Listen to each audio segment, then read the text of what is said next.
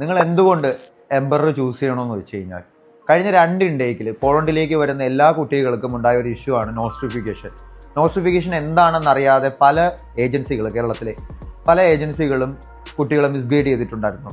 Notification എന്നുള്ള പേരിലും അതുപോലെ തന്നെ അതിൻ്റെ പ്രോസസ്സിൻ്റെ ടൈം പേരിലും പ്രോസസ്സിങ്ങിൻ്റെ രീതിയുടെ പേരിലും ഏറ്റവും കുറഞ്ഞ ടൈം 1 മന്ത് കൊണ്ട് മാക്സിമം ഒരു 3 മന്ത്സിനകത്ത് നോസ്ട്രിഫിക്കേഷൻ കംപ്ലീറ്റ് ചെയ്യാൻ പറ്റും ഈ പോളണ്ടിൽ.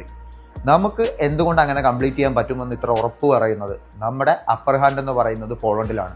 നമുക്ക് അവിടെ ഒരു വെൽ പ്ലാൻ ടീം തന്നെ വരുന്നുണ്ട്. നോസ്ട്രിഫിക്കേഷൻ ആയിരുന്നാലും അതുപോലെ ഹോസ്റ്റല്, പിക്കപ്പ്, യൂണിവേഴ്സിറ്റിയുടെ പ്രോസസ്സിങ് കാര്യങ്ങൾക്ക് എല്ലാത്തിനും നിങ്ങൾക്ക് എന്താ നമ്മുടെ ടീം തന്നെ വരുന്നുണ്ട്. നിങ്ങൾക്ക് ഈ കേരളത്തിലുള്ള ഏതൊരു ഏജൻസീനെ കണക്ട് ചെയ്തിട്ടായിരുന്നാലും അവരുടെ പ്രോസസ്സ് ആയിക്കോട്ടെ, പ്രോസസ്സിങ് ലെങ്ത് ആയിക്കോട്ടെ, എന്തോ ആയിക്കോട്ടെ, അന്വേഷിച്ചതിന് ശേഷം നമ്മളെ കോൾ ചെയ്ത് കഴിഞ്ഞാൽ നമുക്കും മറ്റൊരു ഏജൻസിയും തമ്മിലുള്ള ഡിഫറൻസ് എന്താണെന്ന് അപ്പോൾ മനസ്സിലാവും.